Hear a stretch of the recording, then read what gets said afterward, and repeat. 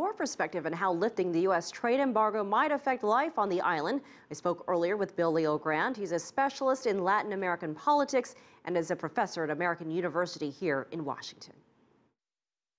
So Raul Castro has raised the wages in the state sector of the economy because they were notoriously low and people really couldn't live on them.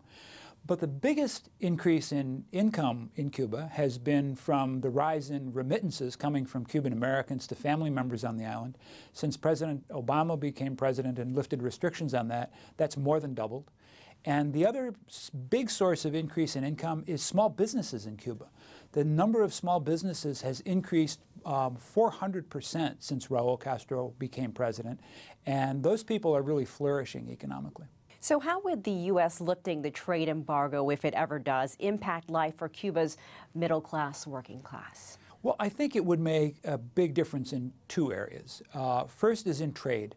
Cuba would be able to trade freely with the United States, and some of the things now that they have to buy from Canada or from Europe and pay large shipping costs, they could buy from the United States and be shipped from Florida or from Texas or from Georgia, and they would save a lot of money. So the limited amount of money that Cuba has for foreign trade would buy more, and that would lead to improvements in income. The other important change would be that Cuba would be open to U.S. investment.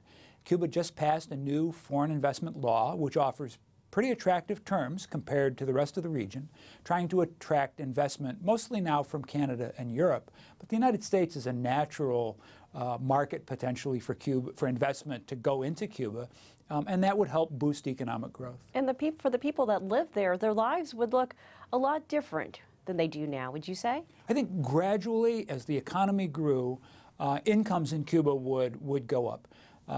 Cuban incomes fell more than 50% with the collapse of the Soviet Union and the loss of the aid that Cuba got from the Soviets.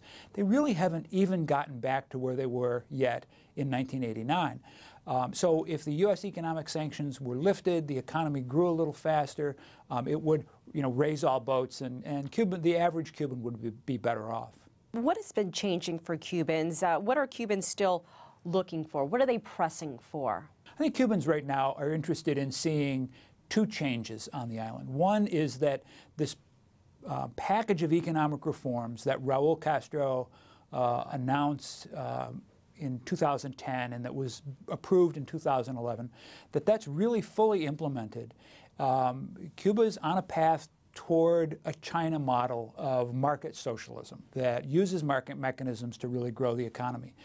In China, it's lifted tens of millions of people out of poverty. It's really been a tremendous success. The Cubans are hoping to see that same kind of growth on the island.